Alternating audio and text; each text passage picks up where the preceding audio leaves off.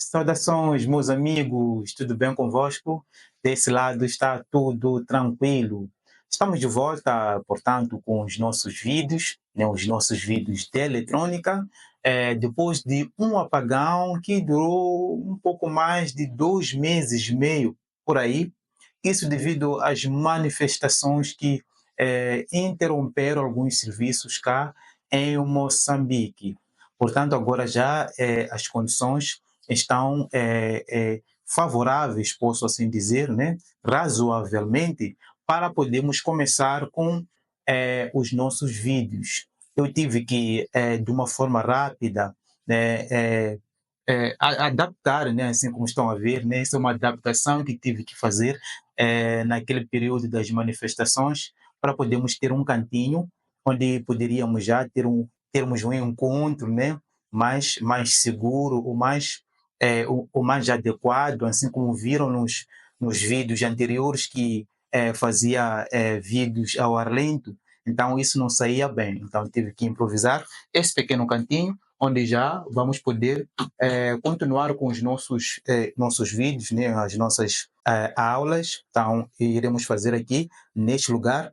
Ainda não tem muita coisa, é um lugar improvisado, tem um pouco material, mas eu acho que é o básico que já dá para podermos iniciar. Eu vou mostrar, né, na íntegra, né, de uma forma total e completa, como é que é o ambiente desse pequeno recinto aqui que resolvi montar para podermos ter, né, um contato, né, podemos ter uma interação. Quem sabe também podemos passar a fazer lives.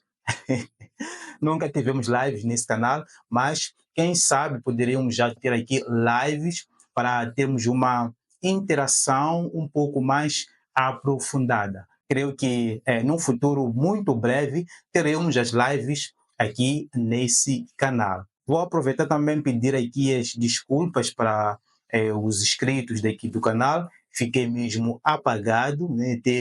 Teve um comentário há pouco tempo de um amigo aí, o nome me foge, mas eu vou colocar aí, que ele pedia para poder dar aqui um sinal, por mais que seja um sinal de fumaça. Ok, mas o professor está bem, está tudo tranquilo, apesar de né, houve muita coisa ruim que aconteceu no ano passado, também no início desse ano, mas até aqui o Senhor tem nos guardado, estamos agora de pés firmes para podermos continuar. E sendo esse vídeo o primeiro vídeo do canal, eu vou dedicar esse vídeo aqui aos meus inscritos e dessa forma eu vou responder aqui algumas dúvidas, né, de alguns inscritos. Vamos lá ver de 7 a 10 comentários aí para o vídeo também não ficar longo. Então eu vou dedicar esse tempinho de abertura desse ano e também dessa nossa magna casa para responder a esses inscritos. Então, se o meu amigo está a nos visitar aqui pela primeira vez, ainda não nos conhece, ainda não conhece essa comunidade de JM Eletrônica, aqui é o professor João e falo a partir de Moçambique, praticamente no capital, que é Maputo. Moçambique está em África. E vou pedir ao meu amigo gentilmente com que se inscreva nesse canal, ative aí o sininho das notificações e pode deixar ficar o seu like para poder receber os nossos próximos conteúdos em primeiríssima mão. E desde já, vamos começar a responder aqui as dúvidas dos nossos inscritos. Muito bem. Para podermos responder aqui os comentários, iremos precisar de alguns componentes ou até mesmo de algumas placas. Então, tenho essa placa que vai servir como base, né, de estudo para podermos responder as dúvidas aqui dos inscritos. Então, vamos começar aqui a responder. Mestra, desculpas pela luz, né? Ainda não tem muita luz aqui na bancada, ainda está sendo montada essa bancada daqui. Vamos aqui começar com a dúvida do senhor Anderson Diego. Ele diz que está gostando muito das aulas e para medir a capacitância, o capacitor tem que estar descarregado. como saber se eles estão descarregados e se tiver carregado, é isso, e se tiver carregado, como descarregar eles na placa? Muito bem, senhor Anderson. Anderson, é assim? Senhor Anderson, a resposta é sim, né? Claro, óbvio. A resposta é sim. Para poder testar a capacitância do capacitor, ele deve estar totalmente descarregado. É a forma mais segura para podermos testar esses componentes. E não somente para testar a capacitância, mas para testar os demais componentes aqui na placa. Vamos supor que o capacitor está dentro da placa, né? Para podermos testar os remanescentes componentes, os capacitores todos devem estar descarregados. E o principal é este daqui, que é o maiorzinho, que fica na primária da placa-fone. Então, sempre temos que descarregar esse mesmo capacitor. E também naqueles multímetros simples, há um risco da gente danificar o equipamento quando formos a testar com um capacitor que está completamente carregado. É um exemplo desse multímetro aqui pequenino. Se eu for a falhar e colocar na escala de continuidade e medir a carga num capacitor desse daqui, eu posso danificar o meu equipamento. 2. Para podermos descarregar o próprio capacitor, existem diversas formas, né? As mais indicadas seria usar um equipamento, né, que tem essa capacidade, né? Eu vou colocar aí uma fotografia, uma imagem de um componente que tem a capacidade de descarregar os capacitores, né? E também pode montar um em casa. É óbvio que eu ainda não montei aqui, pois ainda não precisei, mas num futuro bastante breve irei montar, né? Pois até então eu tenho usado aqui o multímetro para poder descarregar. Não sem rola, eu vou explicar como é que eu uso o multímetro para poder descarregar os capacitores. Mas esse equipamento é o mais indicado para poder descarregar os capacitores. E tem aqueles que fazem um caseiro. Eu acho que usam, se não me engano, é um resistor de 10 quilos a 13 quilos. Então, monta-se um resistor e vai aí descarregando a carga dos capacitores.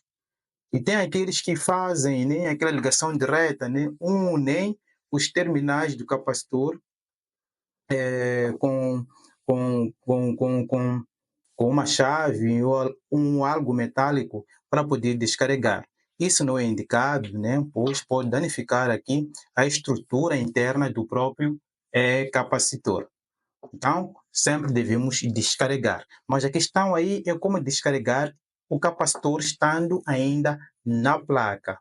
Se não tiver um multímetro desse aqui, e não tiver esse instrumento que é comercializado por aí para poder descarregar, pode usar o ferro de solda. É só identificar os terminais, aqui já consigo ver, que são esses aqui. Ó. São esses dois terminais aqui. Então, eu vou levar o ferro, né? O ferro de solda. Ó. Então, eu vou levar o ferro de solda e eu vou encostar diretamente aqui, nos terminais do capacitor. Ao fazer isso, com o capacitor carregado, eu hei de verificar aqui a lâmpada, né? Tem aqui uma lâmpada que indica que o ferro está ligado ou não.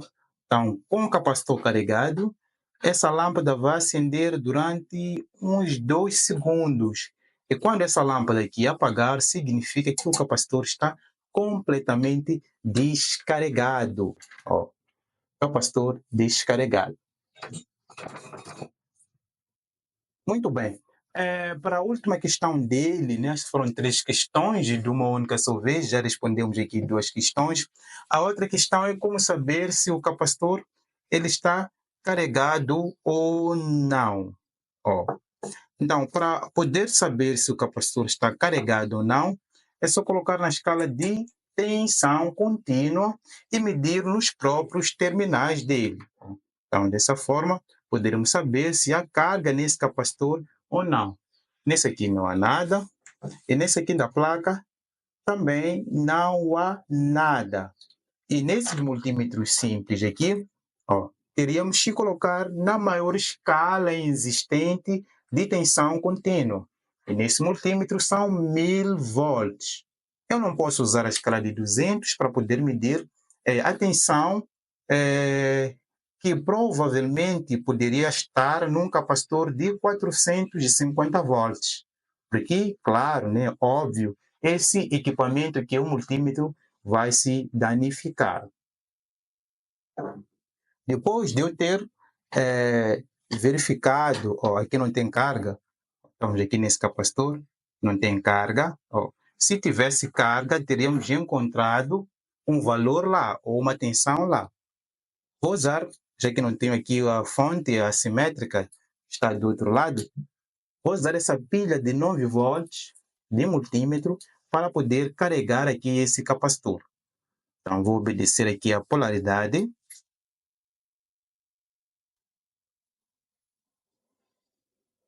E nesse momento, esse capacitor deve estar, né, carregado, né, com uma tensão de 9 volts. Vamos lá. Ó, temos 9 volts lá. Então, vamos descarregar. Eu vou usar o ferro ainda, né, o ferro de solda. Como exemplo, né, vamos lá supor que o capacitor está dentro da placa, né? Então, vou usar aqui o ferro. Deve encostar bem nos terminais. Esse aqui parece que não chega. Vou ajudar aqui com a ponta de multímetro. E lá está. Agora vou voltar aqui a testar a carga no próprio capacitor. Já não temos lá nenhuma tensão. E dessa forma, já podemos medir aqui a capacitância do mesmo. Esse capacitor tem 390 microfarad. Então, colocamos aonde? Aqui no capacímetro. Ó, aqui. Exato. E vamos medir a capacitância, né, para ver se chega a ok? 319, aqui temos 365 microfarad. Então, dependendo da tolerância, esse capacitor ainda estaria em seu funcionamento. Muito bem, agora respondemos 3 questões de uma única sua vez e de uma única pessoa. Vamos passar agora para a outra questão, vamos lá ver o que temos agora. Ó. Temos a questão do Sr. Vicente Gabriel. Ok, Vicente, Sr. Vicente. Minha TV de LG de 42 polegadas, o capacitor de filtro está com 396 volts. É normal? Oh, meu amigo, aí depende. Depende, Sr. Vicente. Mas de longe, assim, né? Uma resposta de longe, eu creio que está certo, sim, é normal, é normal. E creio também que é um capacitor de 450 a 500 volts, melhor. Se for de 500 volts, melhor ainda, é totalmente normal. E creio que essa placa que tens aí tem o fator de PFC, né? Que é o fator de correção. Embora que em algumas placas podemos ter capacitores de 450 volts que tem a fonte PFC. Isso é uma coisa normal, não tem nenhum problema. Só seria um problema se o capacitor fosse de 400 volts apenas. Né? Se fosse um capacitor de 400 volts e encontrar essa tensão aí de 396, alguma coisa está errada. Né? Alguma coisa estaria errada. Até mesmo poderia ser o próprio capacitor que está meio adulterado. Mas se for um capacitor acima de 400 volts, está tudo bem aí. Ok? Outra questão. Vamos lá, senhor Leonardo. Professor, uma fonte consegue funcionar com o varístor queimado por um surto?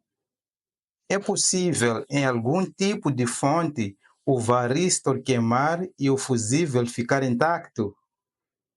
Interessante, interessante. Senhor Leonardo, temos um varístor aqui? Temos sim, o varístor está nessa parte aqui. Ó. E aí ele diz que é possível esse negócio aqui queimar. A ver se tem uma placa com o varístor fora. Exato. Aqui temos uma placa e temos um varístor fora. Já sabemos que o varístor é aquela resistência, né, variável que só entra em operação quando uma determinada tensão, né, uma tensão de funcionamento do próprio varístor é atingida. Né? Vamos supor que o varístor ele é acionado com uma tensão de 500 volts. Então, quando houver um surto, né, uma tensão de pico, chegar a esses 500 volts, o varístor ele vai reduzir a sua resistência, obrigando o fusível a queimar. Então, o nosso amigo aqui quer saber se é possível esse componente aqui queimar e o fusível continuar intacto e a placa continuar a funcionar. Na verdade, eu ainda não peguei esse caso, mas é possível sim. É um caso raro, mas é possível, meu amigo. É possível, mas é raro. É muito raro. O que eu sei que acontece com mais frequência é encontrar o varístor queimado, né? Ele fica partido, né? Ele divide-se do meio e o fusível queima. Então, aí o técnico chega, substitui o varístor e coloca o fusível e o aparelho entra em operação. Isso já me ocorreu várias vezes. A minha teoria para esse fenômeno aí é que o varístor pegou uma tensão altíssima, né? E quando reduzia a sua resistência, isso ocorre de uma forma muito rápida. Enquanto reduzia aí o valor da resistência, ele estoura e a própria resistência é rompida antes que o fusível entre em resposta. Então, isso ocorre, embora que é raro, mas ocorre. O fusível, o varístor, ele queima rápido antes do fusível responder. Muito bem, então, creio que passamos também a questão aqui do senhor Leonardo. Vamos agora para uma outra questão. Muito bom os seus vídeos, professor. Obrigado. Tenho uma pergunta. Troquei a placa-fonte de TV LG, é o modelo, mas não ligou nada, nem o standby. A tensão cai de. É isso? A tensão cai para 7,6 na saída para outra placa principal. Essa aqui é a dúvida do Renatinho. Yeah. Renatinho Monteiro. Renatinho Monteiro tem essa questão. Mas eu também tenho uma outra questão para ti.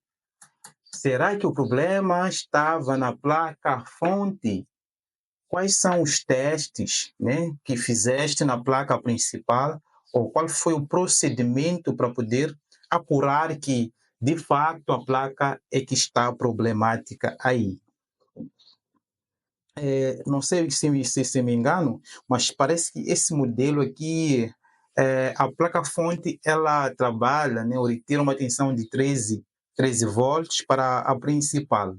E normalmente essas placas aqui, né, a placa-fonte, quando não está conectada com a placa principal, ela deve retirar aí uma tensão de 8 volts no máximo, né?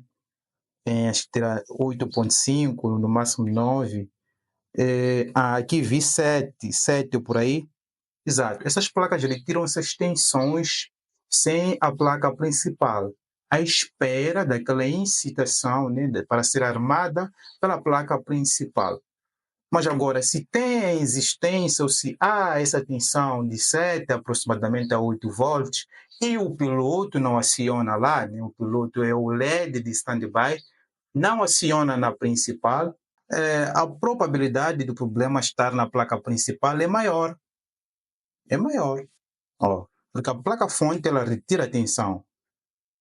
E o segundo caso, o que a placa-fonte antiga faz? Será que também retira a mesma tensão? Então, se as duas placas, a antiga e a nova, retiram a mesma tensão e mesmo assim a principal não responde no que diz respeito ao LED standby, significa que o problemático aí é a placa principal e não a placa fonte. Então, tenta armar aí a placa fonte para ver se vai liberar todas as tensões. Se as tensões aparecerem, significa que o seu problema está na placa principal. Outra questão, Francisco Silva. Ele diz: TV Booster funciona normal, mas não acende o standby. Como resolver? Ó, temos standby aqui. Temos um exemplar. Funciona tudo aí, meu amigo? Funciona normalmente? O controle remoto funciona? Tudo está a funcionar? Então significa que o LED de standby queimou. Então, se todos têm uma operação aí, até pode fazer um pequeno teste. É só ligar tudo aí, retirar o sensor e medir aqui a tensão de 5 volts, que normalmente aciona esse LED aqui antes do resistor. Esse aqui antes do resistor. Então, verifica se tem aí 5 volts, em outras placas de 3,5 por aí. Então, verifica se temos aí a tensão e problema, creio eu, sem sombras de dúvida, que está no próprio LED de standby. Então, é só trocar o LED standby e o problema será resolvido, meu amigo. Vamos lá? Vamos para outra. Carlos Adriano. Meu amigo Carlos Adriano. Bom dia, professor. Como está? Obrigado. Estou bem, meu amigo. O que houve? Estou em Goiás, Brasil. Mande notícias, nem que seja por sinal de fumaça. É esse nosso amigo aqui que eu queria colocar aí no início. O amigo Carlos, já estou de volta, meu amigo. Desculpa, o professor não vai sumir mais. Já tem uma casa própria. Já temos aqui a nossa casa. Toda terça-feira vou escolher mais um dia aí durante a semana e vou estar praticamente aqui em casa para estar conectado com vocês. Muito obrigado, Carlos. Outra questão. Bom dia, professor. Gosto de suas aulas. Me arrisco a perguntar: forma correta de medir componentes é com placa ligada à rede ou desligada? Ok, Francisco Silva. É o seguinte, de uma forma direta, quando a gente testa os componentes com a placa ligada, a gente está testando a tensão que flui nos próprios componentes. Isso é, tem componentes que devem permitir a passagem de corrente, tem componentes que devem acumular a corrente. Então, se formos a testar dentro da placa, estamos a verificar se esse componente que tem a capacidade ou tem a função de fazer com que a tensão transite de uma forma direta, este mesmo componente está a permitir com que isso ocorra ou não. O exemplo dos resistores. O resistor está a permitir que a tensão passe para o outro lado, apenas reduzindo a corrente. Então, é isso que estamos a testar na placa. Então, quando nós precisamos ter um teste mais eficiente dos próprios componentes, é ele estando fora da placa. Né? Estando fora da placa, já testamos de uma forma isolada. Não há risco de podermos ter resultados não precisos. Mas antes de a gente retirar o componente para fora da placa, é claro que obrigatoriamente teremos que testar estando dentro da placa. Isso é, iremos desligar a placa, né? Vamos descarregar, então vamos fazer uma investigação total e completa. Isso serve, né? Vamos verificar, então, se a gente for a desconfiar de uma determinada numa determinada área, desconfiarmos de um determinado componente, então aí a gente isola e vamos medir ele fora para termos a certeza absoluta de que ele está bom ou não.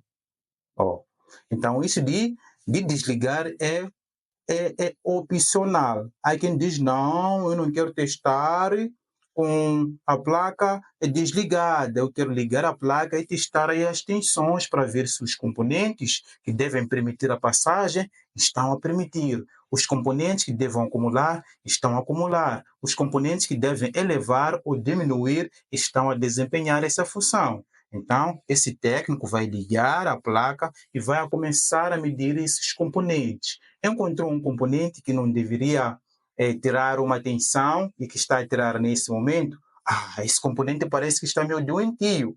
Então, o técnico desliga a placa, retira esse componente e testa ele fora para ter a máxima certeza. Óbvio, isso já é para os mais profissionais. Porém, para os que ainda estão a iniciar, ainda estão a começar nesse ramo de medir os componentes, o mais seguro é desligar, descarregar os componentes e testar com a placa desligada. Daí, vais retirar o componente suspeito e vais voltar a testar ele fora, estando completamente isolado. Muito bem. Será que tem mais? Vamos lá, Antônio Rodrigues. Esse é um dos melhores professores de eletrônica que já conheci. Muito obrigado, muito obrigado. Mas tem outros bons, hein? Tem outros bons. Obrigado. Até já disse bem, é um dos melhores. Obrigado, meu amigo Antônio. Um abraço. Vamos lá? Temos. Essa aqui vai ser a última questão. Vai ser a última questão. Oi, bom dia. Esse aqui é Alexandre Brasil.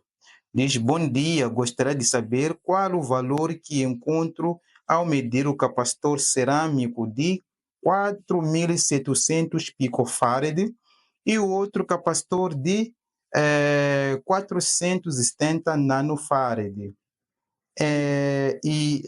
Em qual escala tem que estar o multímetro? Pois os capacitores estão com os valores apagados. Desde já, um abraço. Muito bem, nesse tipo de caso aí, até que é recomendado quem tiver, né, um negócio deste, né, começar aí a usar, né, também tem aqueles capacheques que só funcionam para teste de capacitores, mas esse aqui é multifunção, né, mede aqui muitas coisas, muitos componentes. Também já te diz aqui o nome do componente, caso não saibas o nome, e até o mesmo mostra aí a classe de transistor, assim como dos MOSFETs. Mas, ora bem, caso não tenha esse instrumento, só tenha aqui um multímetro só e quer saber aí o valor, também pode ser feito isso, né? Claro, a escala é a mesma, a escala de capacitância. Então, esses multímetros aqui parece que medem a partir de nanofarad. Não sei se tem alguns que não, existem alguns multímetros que podem medir as grandezas mais baixas de capacitância, né? Tem picofarad, nanofarad, microfarad. Então, aí em diante. Muito bem. Agora, a questão aqui, acho que é para converter. Meu amigo, primeiro aí é picofarad, depois encontra nanofarad e depois encontra o microfarad. Agora, para a conversão mais direta, o que faz mais sentido seria converter de picofarad para nanofarad. Depois converte de nanofarad para microfarad.